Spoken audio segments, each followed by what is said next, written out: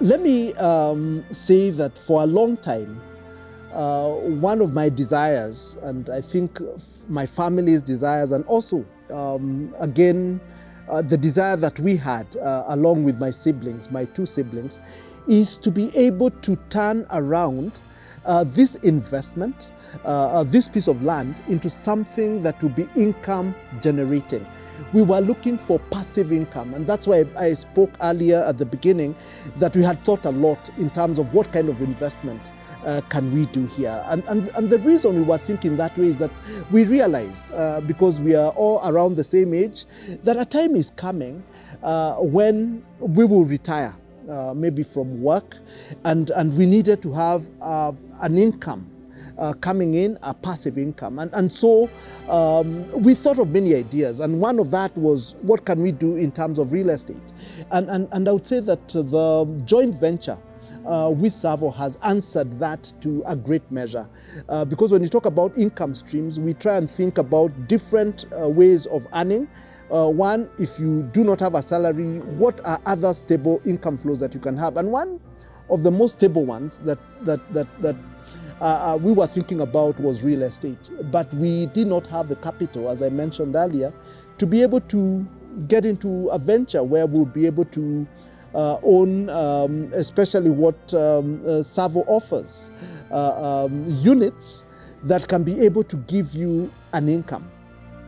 But this joint venture, meaning that we were able to come in with the value of the land as part of our investment, and TSAVO were able to take that value of land and then were able to turn that into the units that we'll be able to then benefit from in terms of income.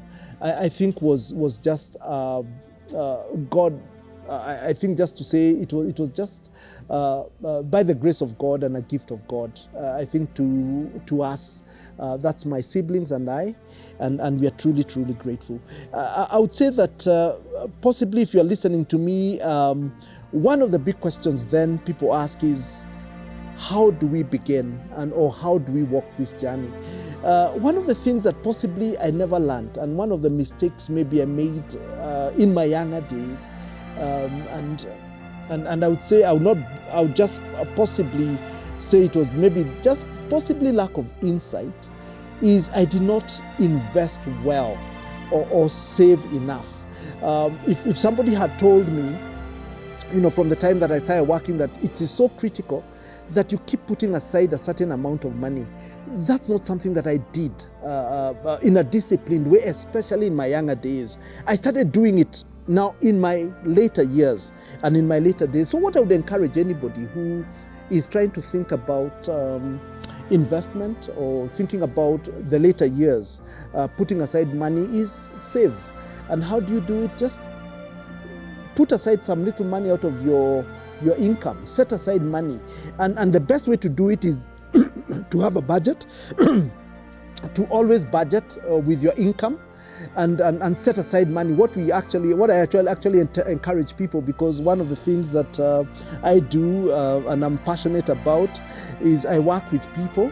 I'm passionate about people and working with people as they find their purpose. I'm a pastor by calling, and so that's what I do.